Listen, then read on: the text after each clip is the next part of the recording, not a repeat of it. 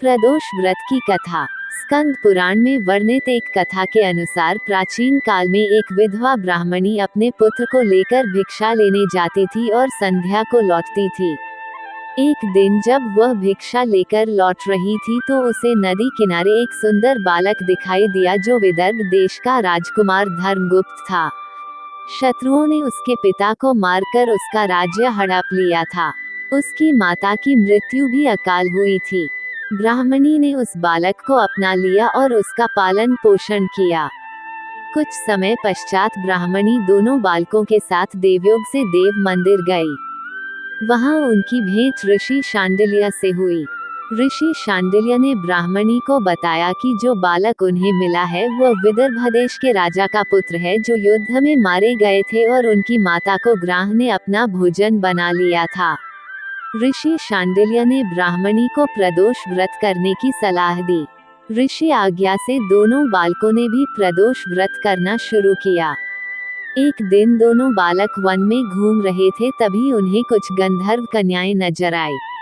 ब्राह्मण बालक तो घर लौट आया, किंतु राजकुमार धर्मगुप्त अंशुमती नाम की गंधर्व कन्या से बात करने लगे।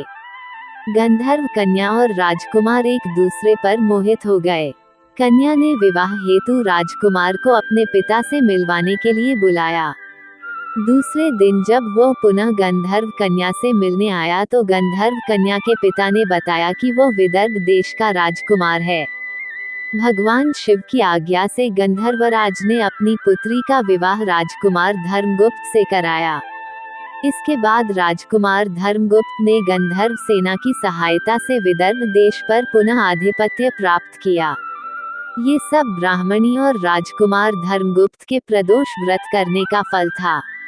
स्कंद पुराण के अनुसार जो भक्त प्रदोष व्रत के दिन शिव पूजा के बाद एकाग्र होकर प्रदोष व्रत कथा सुनता या पढ़ता है उसे 100 जन्मों तक कभी दरिद्रता नहीं होती। बुध प्रदोष व्रत पूजन विधि।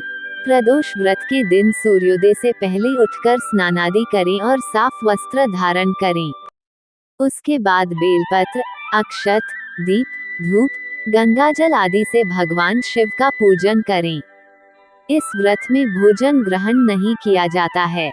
पूरे दिन का उपवास रखने के बाद सूर्यास्त से कुछ देर पहले दोबारा स्नान कर लें और सफेद रंग का वस्त्र धारण करें। फिर स्वच्छ जल या गंगा जल से पूजा स्थल को शुद्ध कर लें। अब गाय का गोबर लें और उसकी मदद से मंडप तैयार कर लें। 5 अलग अलग रंगों की मदद से आप मंडप में रंगोली बना लें। पूजा की सारी तैयारी करने के बाद उत्तर पूर्व दिशा में मुंह करके कुशा के आसन पर बैठ जाएं। भगवान शिव के मंत्र ओम नमः शिवाय का जाप करें और शिव जी को जल चढ़ाएं।